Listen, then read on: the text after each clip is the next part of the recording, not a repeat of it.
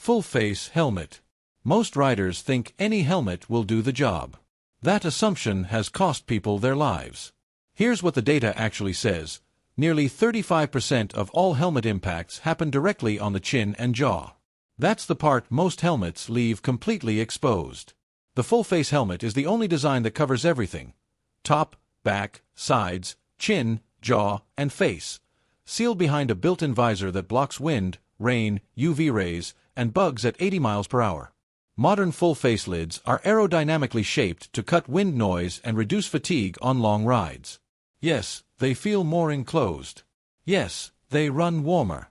But here's the trade-off nobody talks about. Every other helmet style is essentially a compromise.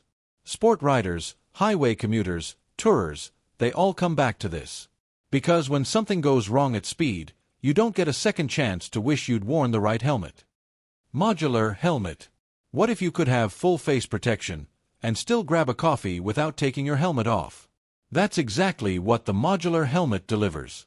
The entire chin bar and visor mechanism flips upward on a hinge system, switching you from fully protected to open face in one smooth motion. Touring riders are obsessed with these, and for good reason. Toll booths, fuel stops, conversations at the side of the road, all of it becomes effortless. But here's what most buyers don't know before they purchase one.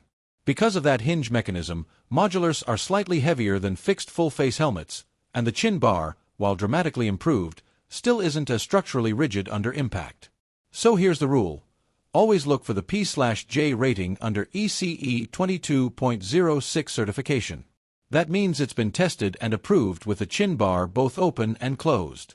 Smart protection, smarter convenience. Open face helmet. Here's something the safety crowd doesn't want to admit. The open face helmet feels incredible to ride in. And that feeling is exactly why millions of riders choose it every single day. The three-quarter helmet covers your head from the top, back, and sides, but leaves your face completely open. No chin bar. No shield. Just you, the wind, and the road stretching out in front of you. Cruiser riders, city commuters, scooter enthusiasts, this is their world. Pair it with goggles or a clip-on visor and it genuinely works for everyday urban riding. But here's the part you need to sit with. Your nose, teeth, jaw, and face have zero protection in a crash. None. At low city speeds, that's a calculated risk many riders willingly take. At highway speeds, that risk multiplies fast. The open face hits a sweet spot between freedom and function. Just know exactly what you're trading away. Half helmet. It looks effortlessly cool. It weighs almost nothing. And in some states, it's the legal minimum to ride on public roads. The half helmet, also called the skull cap or brain bucket, covers only the very top of your skull. That's it. No sides, no back coverage below the earline, no chin bar, no face protection of any kind. The cruiser and chopper world built an entire culture around this style, heavily tied to Harley-Davidson riding, long highway stretches, and that raw, unfiltered connection to the road. Many are DOT certified, which means they technically meet the baseline U.S. safety requirement. But here's the honest reality. DOT certification for a half helmet is the floor, not the ceiling. In an impact, your face, jaw, ears, and the back of your head are completely on their own. If you ride at moderate speeds, understand the risk, and prioritize lifestyle over maximum protection, the skull cap is a legitimate choice. Just ride with that knowledge. Dirt helmet. Imagine rocks the size of golf balls flying at your face at 50 miles per hour. That's not hypothetical. That's a Tuesday afternoon at a motocross track. The dirt helmet is purpose-engineered for exactly that kind of chaos.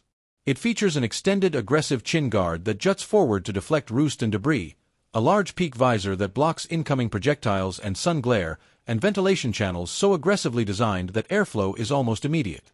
Because off-road riding is physically brutal, your body temperature spikes fast. There's no built-in face shield here.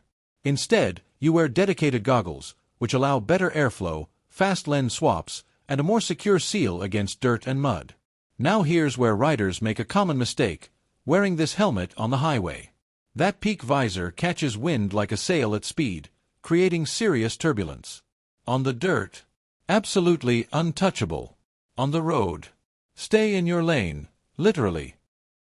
Dual sport helmet. What happens when you take a motocross helmet and a full-face road helmet and force them to become one? You get the dual sport helmet, and for adventure riders, it might be the most practical piece of gear ever designed.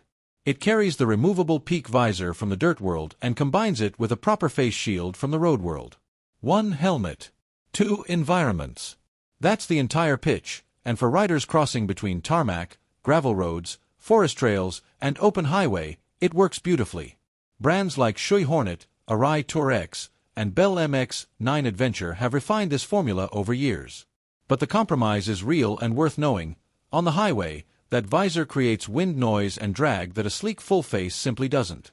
Off-road, goggles still outperform a face shield in pure dirt conditions.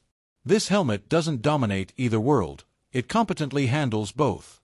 For the rider who does everything, that's more than enough. Retro helmet.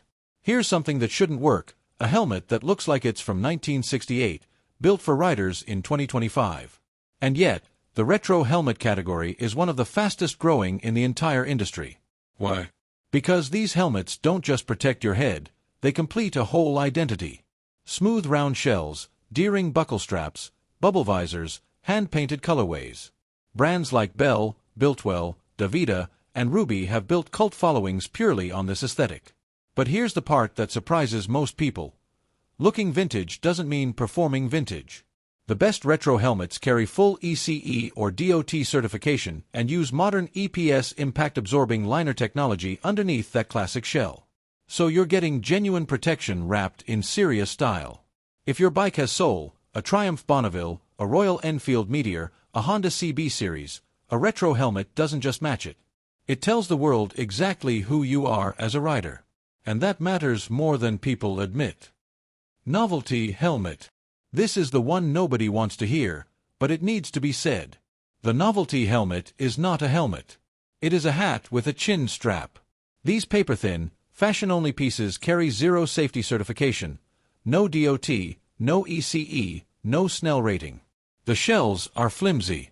The foam liner is essentially decorative. And in a real impact, the energy transfers directly into your skull with almost nothing slowing it down. They're common in the custom chopper scene, sold on the pure power of aesthetics, and sometimes stamped with fake DOT stickers to appear legitimate. In most US states and across Europe, wearing one on public roads is flat out illegal. Here's what I want you to take away. If you love the low-profile skullcap look, a certified half helmet gets you 90% of that aesthetic with actual protection underneath. Your style is valid. Your brain is irreplaceable. You don't have to choose one over the other, but if you're reaching for a novelty helmet, you already have.